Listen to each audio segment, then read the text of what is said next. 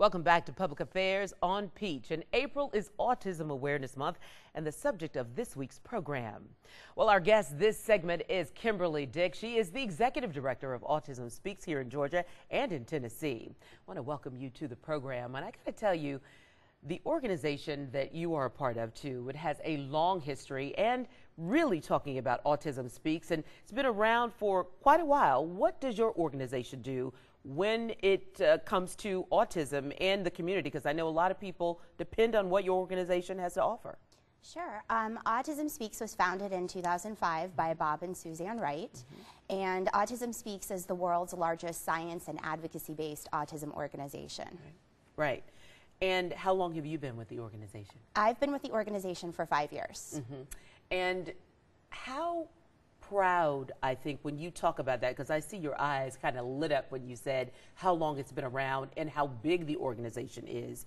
How proud of the organization are you to really be associated with it? Because this particular problem, I mean, you think about it, 20 years ago, most folks would have said, what is autism? Or we don't know anybody with autism.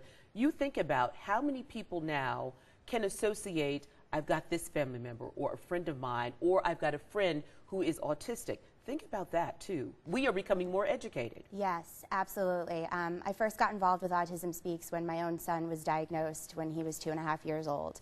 And to just see, over the past 7 years, with his diagnosis and what, has come out of science research and what we've been able to do here as an organization in the state of Georgia is truly amazing and remarkable. And to, see the impact that, our grants have on families here locally and nationally, it's, truly inspiring.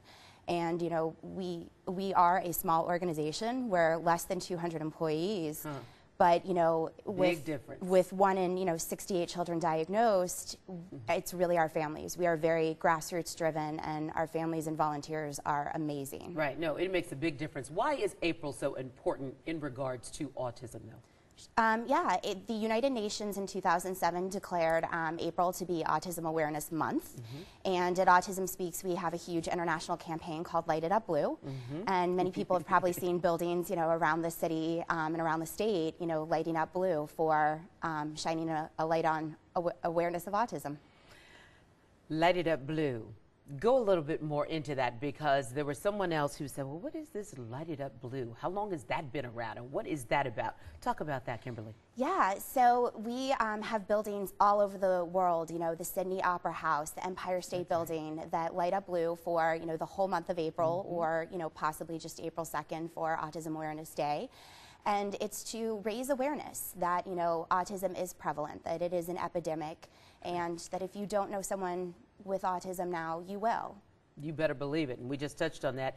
If you want to get involved in being educated about autism, because again, you do not have to have somebody who's in your family or friend in order to be educated about autism. How can they learn more about it and just become more informed? Yeah, we have amazing resources on our website at autismspeaks.org.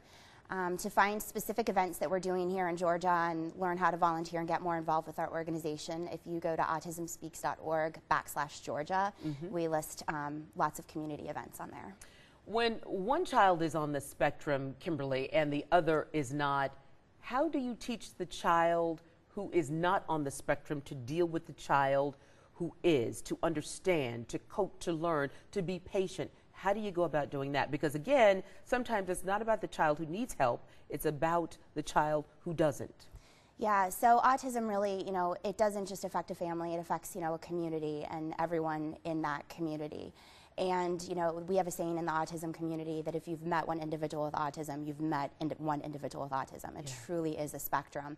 And so working with, the providers in your community to best support not only, the child on the spectrum, but also the parents and the siblings. And each, treatment and things, is very different. Yeah, I'm sure. Yeah. What about educators? Because sometimes I've wondered, do you find it difficult to educate the educators when it comes to dealing with children with autism? We're finding that educators, teachers and staff and faculty are eager to learn more about autism because it's so prevalent and they're having more and more students in their classrooms.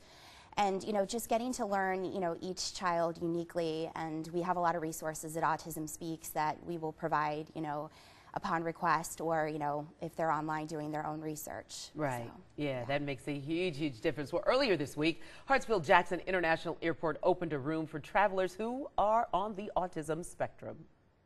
This is amazing. She moves all the time, and this is like a first where she's calm, really calm by herself, not me having to hold her. This is amazing. This is lovely. Like I don't know what to say. Well, the room includes a mini crash pit, a padded platform, and other features designed to calm children and adults suffering from sensory overload from air travel. It can take a kid that is really overexcited and help bring them down. When you bring them down, then you can have conversations. And so you can explain that you're going to get on an airplane. You can explain that you're in an airport. When a kid is maybe lethargic and can't come up, the lights and the tactile experience can bring them up enough to again have a conversation. Perkins says that room is the only one of the kind in the country. Only one of the kind in the country. Kimberly, you were there for that opening, and I gotta tell you, I'm sure that you were so proud. Again, you worked with Delta to make all of that happen. And tell us the difference in the sensory room, how much that will make with folks who are traveling with people who have autism versus airports that don't have that. That's a huge difference, and that's something that folks don't know about.